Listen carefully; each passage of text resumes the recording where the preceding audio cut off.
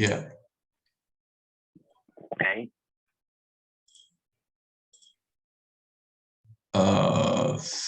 I have a problem with the sharing the screen.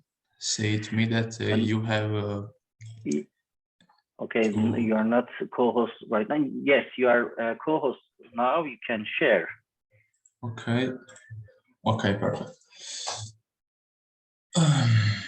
Now you should see the screen, I think. Yes, we can see. Okay, Thank perfect. you for your attention, attendance. Yeah, please. We are now seeing your presentation. You can start. Okay, so thanks for having me. And before to start, let me introduce myself. I am Stefano Fiscale, master's degree student in machine learning and big data from University of Naples, Partenopel. And in this talk, I will introduce the work I'm dealing with for my master thesis, that is deploying a deep learning model to perform a binary classification of test light curves in planet candidate and not planet. The idea is very simple because given an input light curve, the model should be able to process it and say, okay, in this light curve there is a planet, or no, in this light curve there is anything of interesting. So, sorry, this is the overview of the presentation.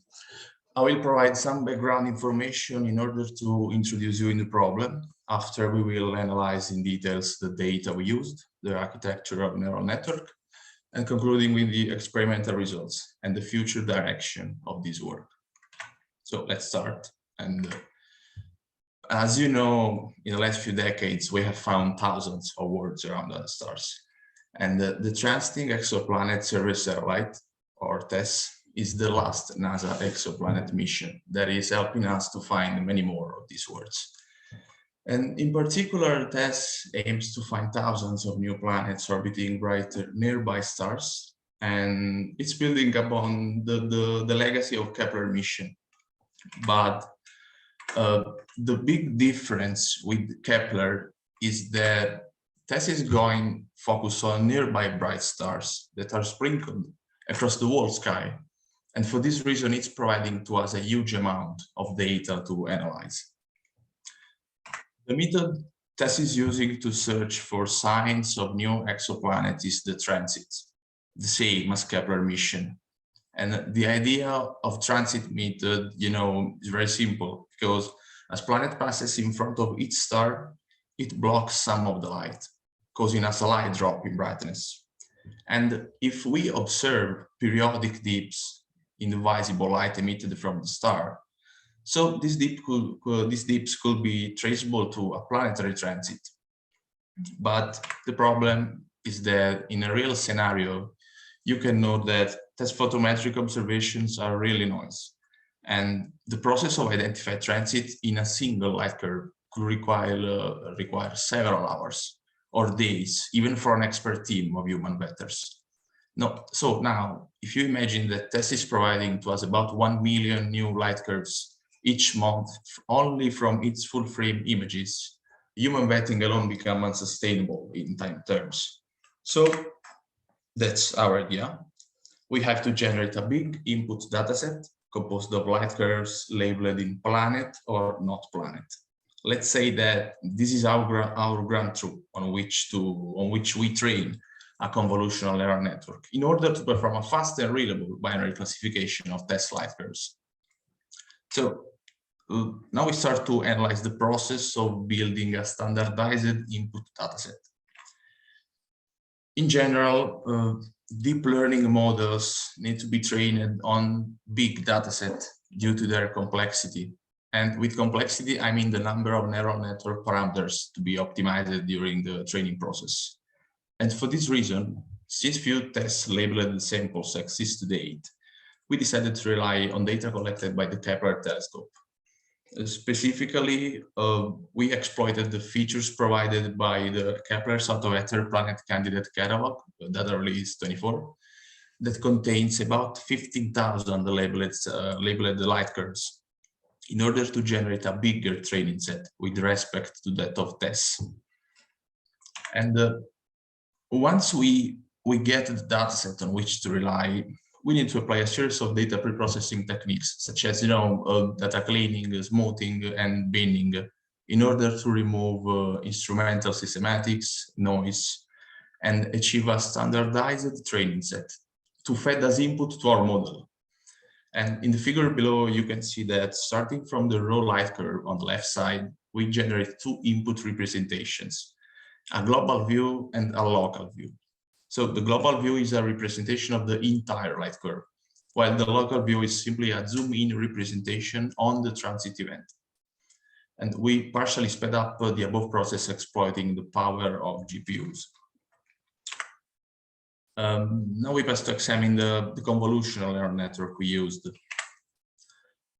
Convolutional neural networks have proved to be very helpful in binary classification of light curves due to their ability to process data that has a known grid-like topology, time series. And you can imagine convolutional neural network is composed by two main blocks. In the first one, the goal is to extract the main features of the input signals.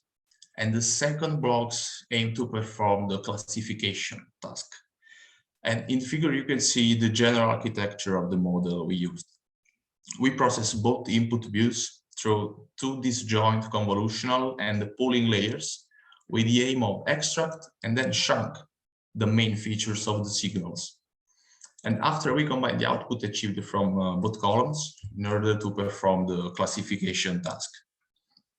But I think that the most interesting step in machine learning approach is the training process, in which we try to find a suboptimal parameters configuration that fits well the data.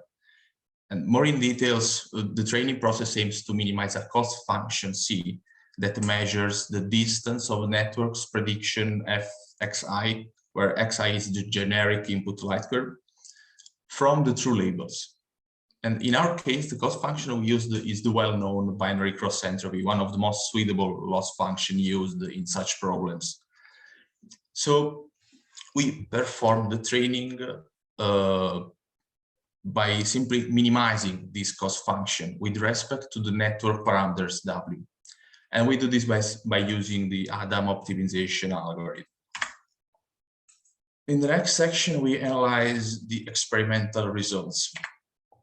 So think for a second, how can we state if training the network with the Kepler's data has been the right choice? So we then compared the model performance with respect to a randomly initialized model. A model which parameters have been initialized with a pseudo-randomic process.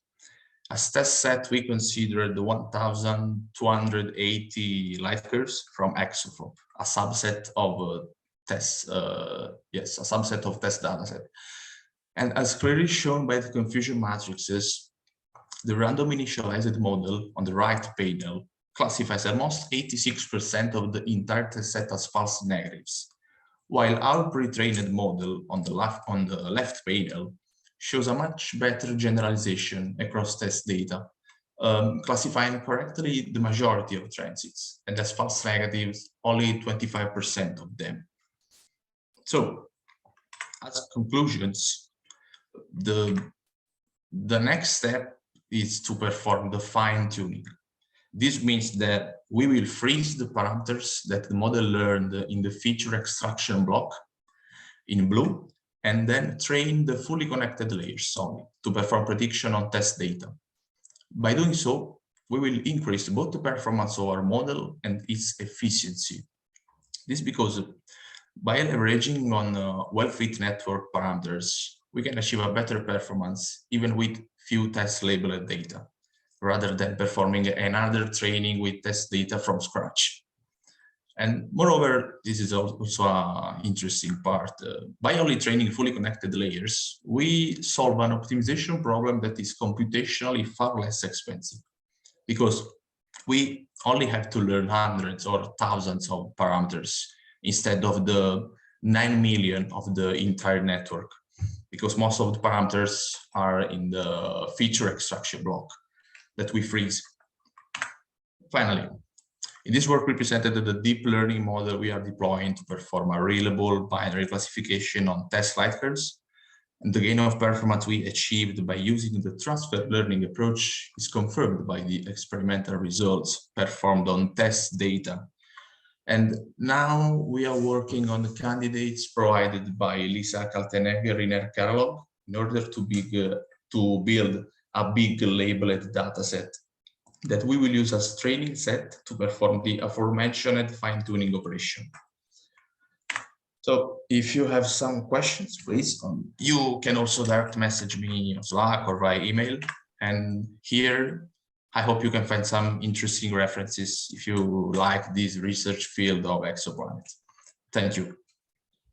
Thank you very much, Stefano. Very good presentation. The machine learning algorithms nowadays is very popular. So you are using one of them, and then it's very good work for the future also. And you are a PhD student or? Master's degree student. Master's, okay, okay. Yeah. PhD so, from a few months. Okay, very good. Thank you very much. I don't think so. You finished on time. I don't think so. There is a question. Let's move the other one.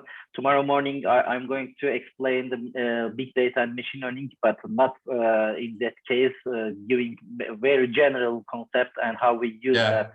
So, okay, thank you very much again. Thank you. So we can move the other student. I think the second talk is Mahmoud Al-Khatib. Is he here? I don't think so. Checking. Okay, he's not here. And the third one is Moha Ali. He is here and he is now co-host, so he can. Moha, I don't know he or she, but okay. Moha is not here. Here. He is not here. She's not here. Okay, let's pass, and if they come, we can give their presentation time. The last speaker, Mohammed Ohamo. I hope I'm pronouncing correctly. You are now co-host. You can share your presentation, Mohammed.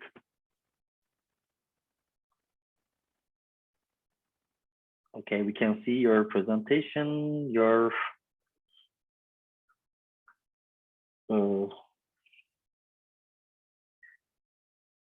video and mic. Could you open it?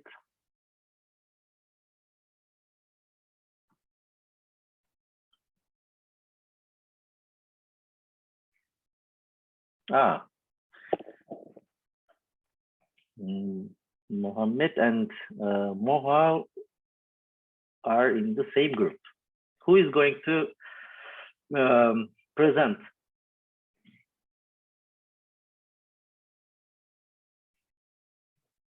Hello, can you hear me? Mohammed?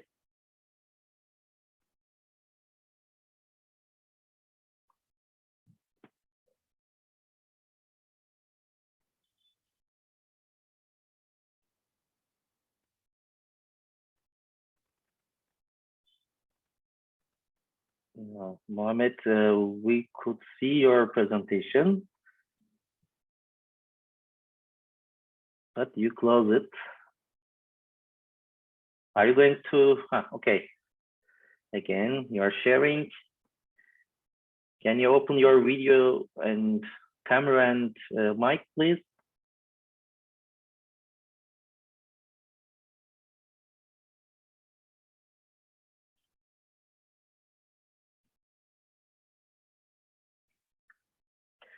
I'm going to ask to unmute your mic.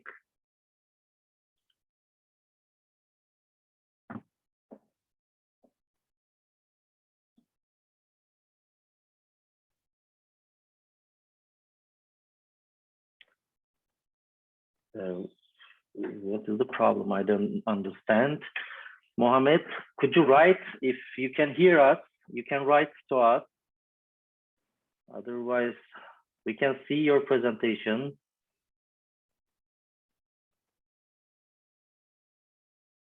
Could you open your video and mic, please?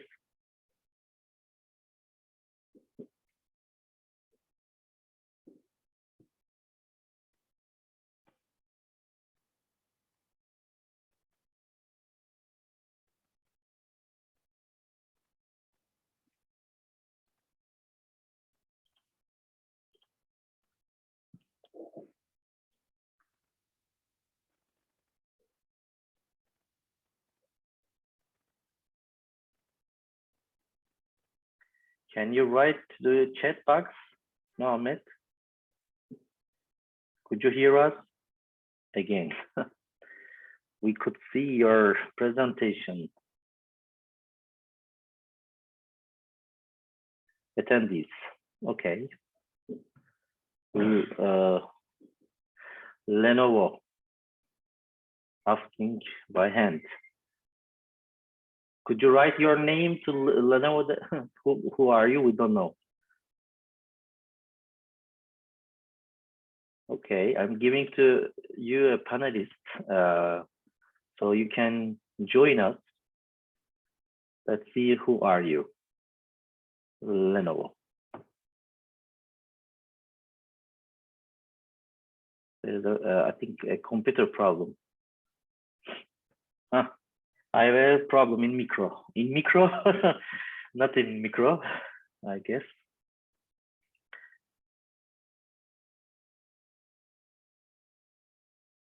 And there's a user, Lenovo. Could you change your name? Could you make it your real name, Lenovo? Okay, we have time. Mohammed, we are waiting to you if you can handle the problem.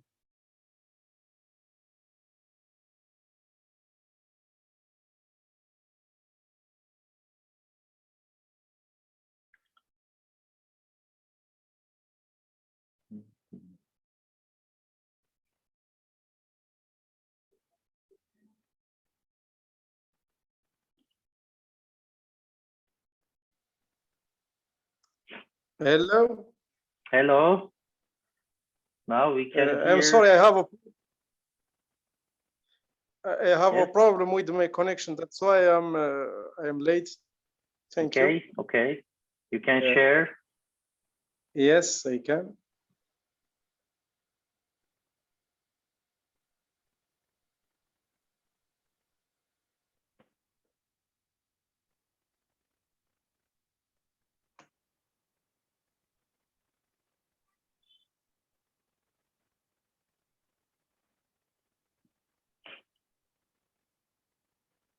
You can share your presentation, Moha. You are now co-host. Can you give me permission because I you have your okay, you have your permission. You are co-host. Please, you can share. I have to count. Moha Ali Lenovo, another count, because I have to use my phone and my ordinator at the same time. Okay.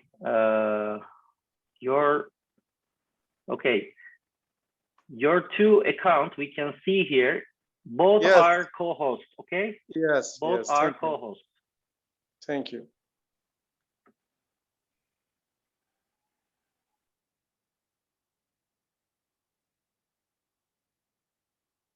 I still have no permission. Please. So Korhan, Lenovo is the second account, he said. He said Lenovo. Okay, let's give the permission. Devran, Lenovo'ya da co-host verir misin?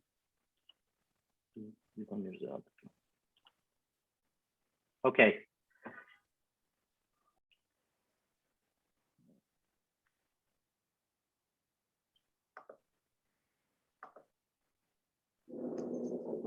Is it shared? We can see your presentation. Are you going to open your camera or mic? Yeah, your mic's on, but your camera, or you are just going to talk?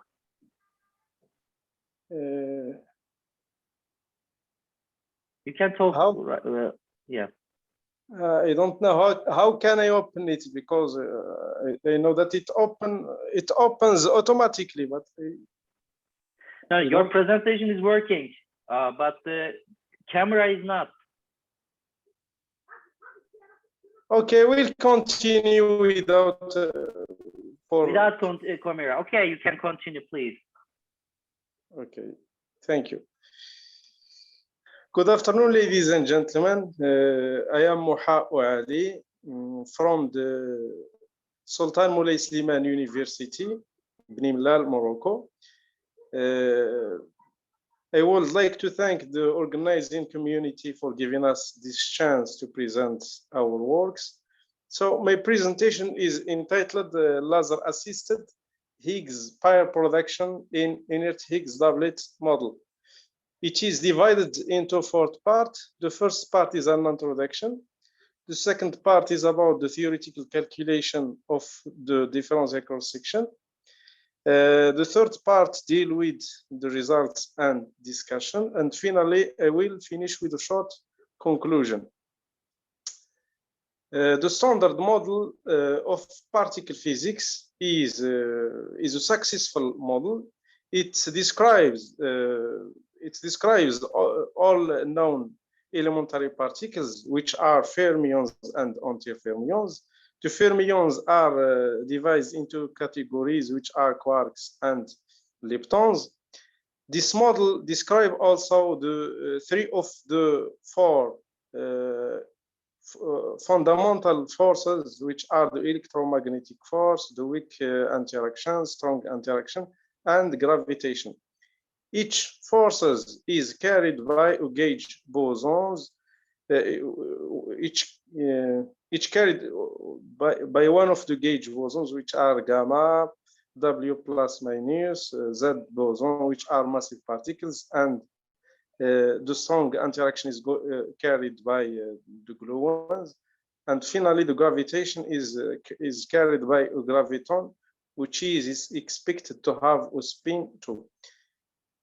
So the standard model is characterized by one scalar Higgs doublet, where it develops a vacuum expectation value. Each is the standard model Higgs boson. G plus minus and G0 are the gold standard bosons, which will be absorbed after the spontaneous symmetry breaking.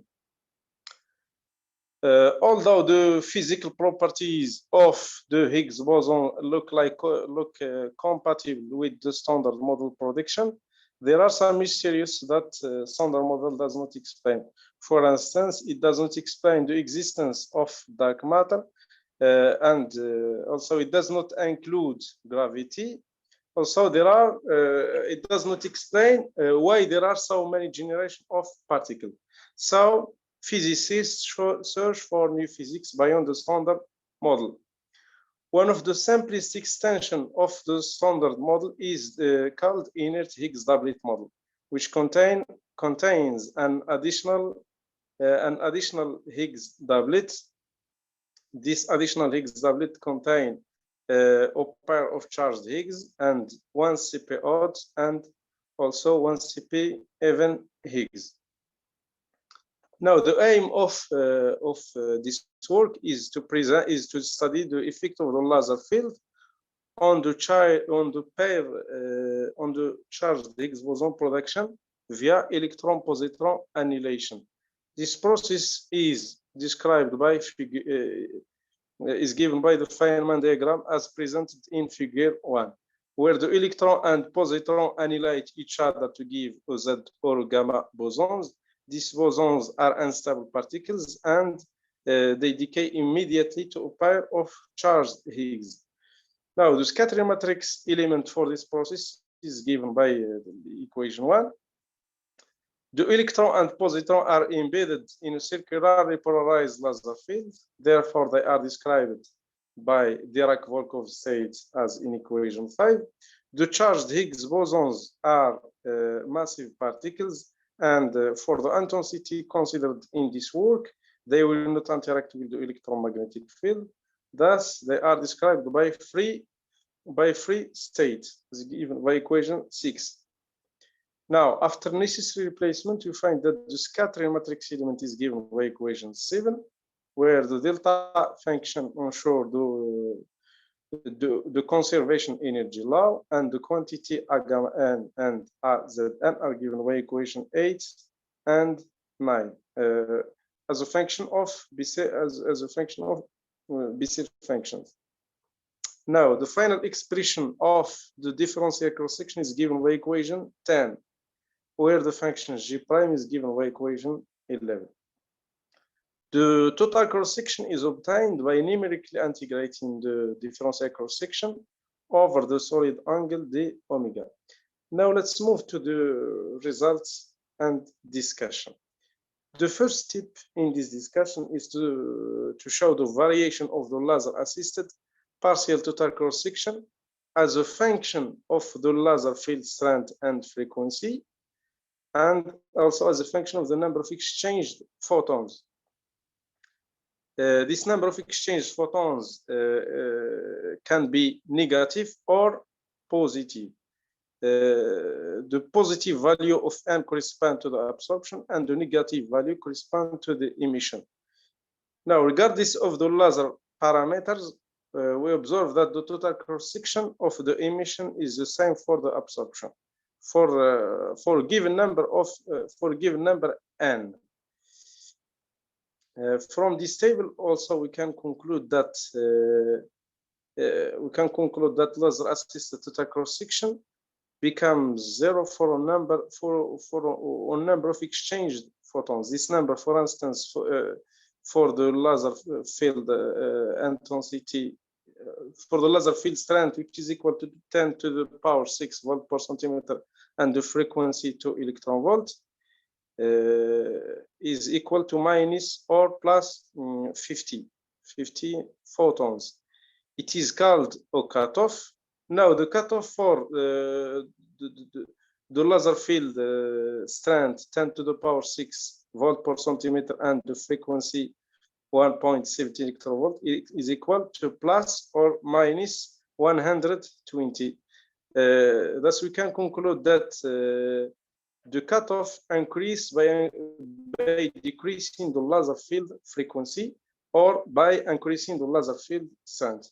Now let's move to discuss the variation of the laser-assisted total cross-section as a function of the number, as a function of the center of mass energy for different number of exchanged photons. According to this figure, we observe that the laser-assisted total cross-section increases by increasing the number of exchanged photons, and when we reach the cutoff, which is plus minus 50 photons, the laser-assisted total cross-section will be equal to its corresponding laser-free total cross-section.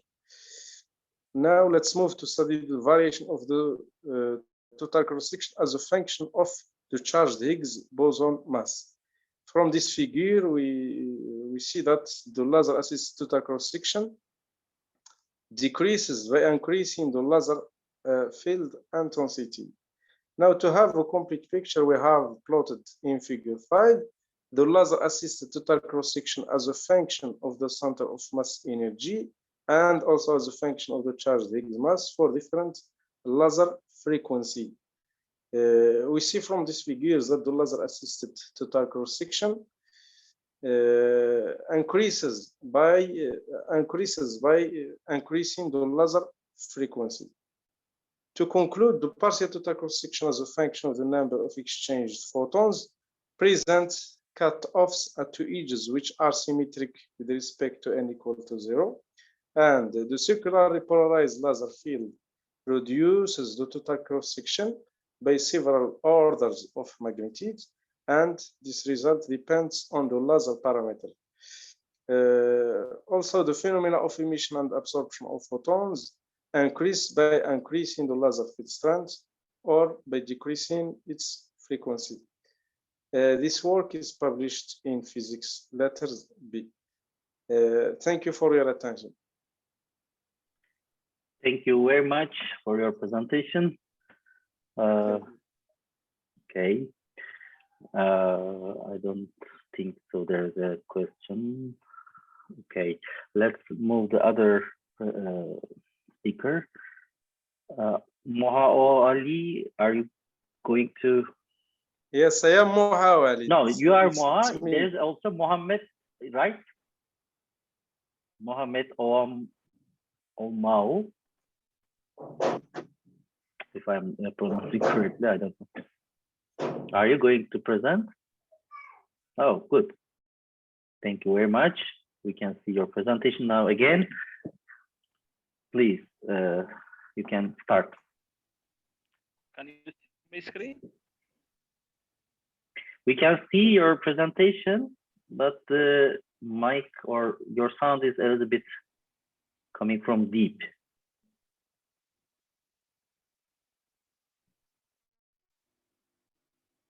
Can you talk?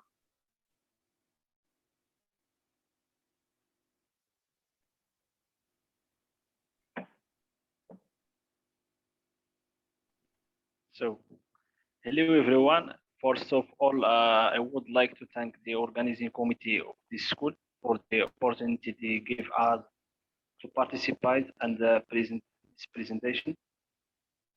My name is Mohamed Ohmo from Morocco. I'm a second year PhD student at Polydisciplinary Faculty, Sultan Moulay Salman University. Through this presentation, I will try to popularize a little my area of research, which revolves around the effect of lasers on the process of particle production in the standard model, and present some of the results we have obtained. In this presentation, we'll give an introduction to the standard model. In this second part, we will study the calculation of the total cross-section for one of the fundamental processes of the Higgs boson production in the standard model. Finally, we arrive at the main result and conclusion. As you all know that the standard model is the only actual theory that allows to explain all the observable phenomena at the scale of the elementary particle. It includes all particles that compose the universe in a single theory. This figure presents all elementary particles of the standard model. Here we have two types of elementary particle. We have the fermion, which are the particle matter, and the boson that are the interaction particles.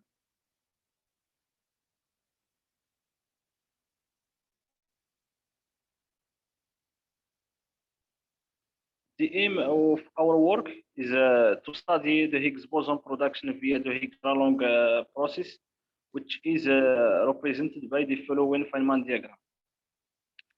So by applying the Feynman rule, we get the matrix element the writing as follows, where phi star and z star are the wave function of the outgoing particle. G mini of x minus y is the free boson propagator. CP1 and CP2 are the wave function of the incoming electron and positron. They are described by the Dirac-Volkov state, which is the solution of the Dirac equation in the presence of an electromagnetic field given by equation 1.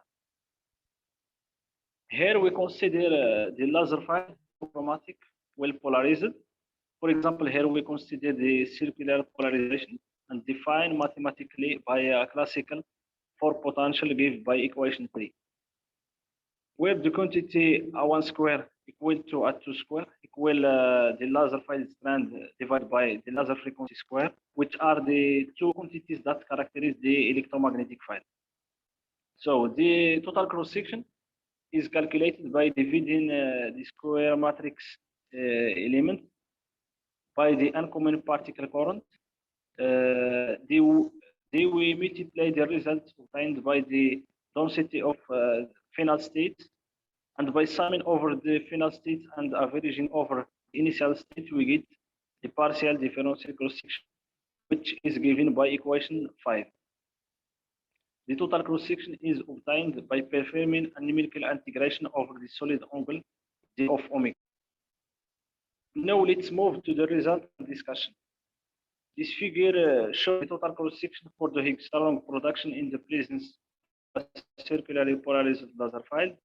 Comparison with that obtained in the absence of the laser file. The laser's parameters are chosen equal 0. The aim of this comparison is to check that our result converge to those obtained in the absence of the laser file by taking the laser file strength and the number of exchanged photon equal 0. According to this figure, the two curves are in full agreement for every center of mass energy. This comparison makes us more comfortable not only with our analytical calculation, but also with the result that will be obtained in the presence of a laser file. So to get a distinct picture of the pure effects of circularly polarized laser file, discuss the dependence. We discuss in this figure the dependence of the total cross-section as a function of the center of mass energy for different number of exchanged photon between the electromagnetic field and the colliding physical system. So by applying the electromagnetic field, the total cross-section decreases and depends on the number of exchanged photon. As far as the number of exchanged photon increase, the total cross-section converges to the free cross-section. And to reach this convergence, the physical system has to exchange at least n equal 1100 photons. This figure displays the behavior of the total cross-section of the Higgs-Tarrant production in the center of mass frame as a function of the circularly polarized laser file strength for different number of exchanged photons. As you see here in the range of small intensities, the laser file has no effect at all on the total cross-section, regardless of the number of exchanged photons. Then the total cross-section diminishes considerably as far as the laser file strength increases. Moreover, these decreases depend on the number of exchanged photons. Finally, we conclude the total cross-section of the Higgs boson production is decreased by the circularly polarized laser file. The laser file has an important impact on the properties of the particles and their interaction. For more information, you can see this paper. And thank you for your attention. Thanks a lot for the student presentations. Do we have any questions, anyone, for Mohammed or the previous? No, I guess not at the moment. So we have a little bit of time before the next popular talk we're going to have by Hanid Ali, who was also a former student in the Azarquiel school in the first one. I think it was in the first one, yeah. And he was going to talk about the Astrolab and its uses.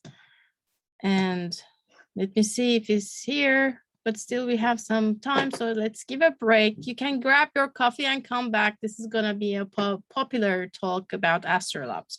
So 5 minutes, or let's make it 10. We can come back at o'clock for you. What time is it? Let me check. 15 o'clock. Okay. Yeah, we can meet again